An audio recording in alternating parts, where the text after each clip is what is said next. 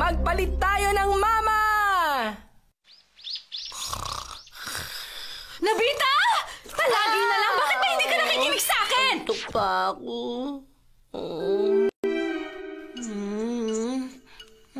Anong gagawin mo?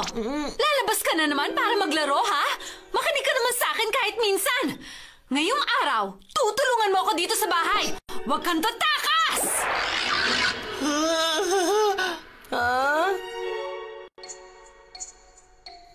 Sige po. Tutulong ako pero... Pero... Sabihin mo na maayos, huwag kang bumulong! Nangako ko makikipaglaro. Ikaw talagang bata ka! Nakakainit ka ng ulo! Ayoko na. Sumusuko na ako.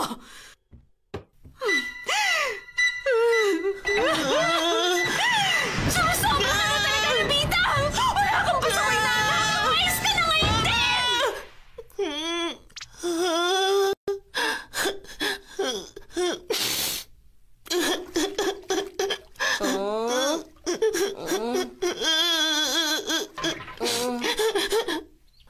Sama talaga ni Mama sa akin. Napansin ko nga rin. Ngayon ko lang siya nakita magalit ng ganun sa'yo.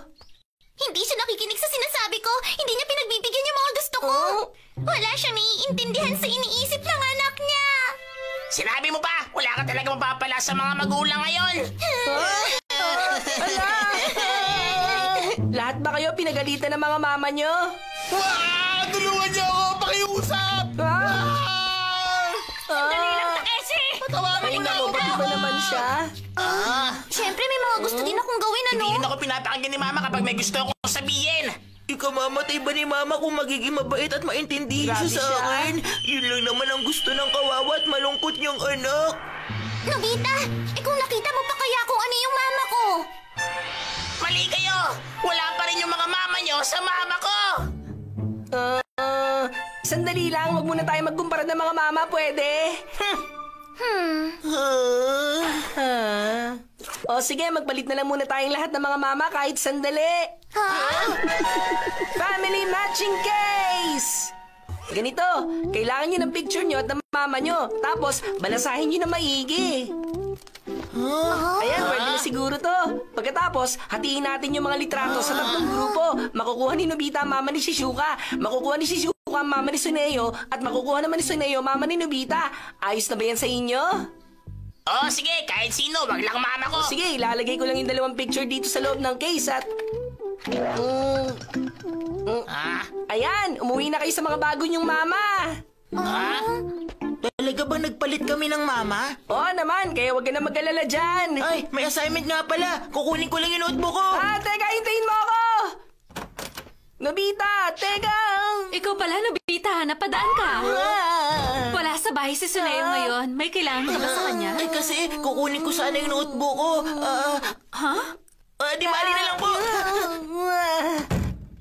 Simula ngayon, bahay na to ni Suneo. Ganun pala. Ito na ngayon ang bahay mo. Pwede ka na pumasok ng walang paalam. Ayan. Teka lang, ayoko. Nakakahiya kasi. Anong ginagawa niyo dyan? Pumasok na kayo. Ano bang hinihintay niyo? Sige po, pasensya na po sa abala.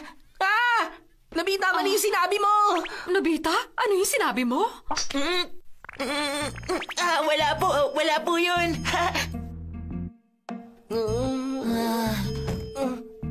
Grabe, pinagpawisan ako dun. Mag-ingat ka kung ayaw mo magka-problema. Ito na pala ang bahay ko. Hindi na masama, ha?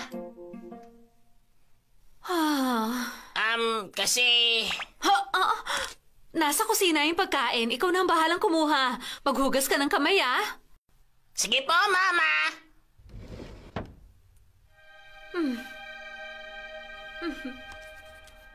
Mabait naman siya.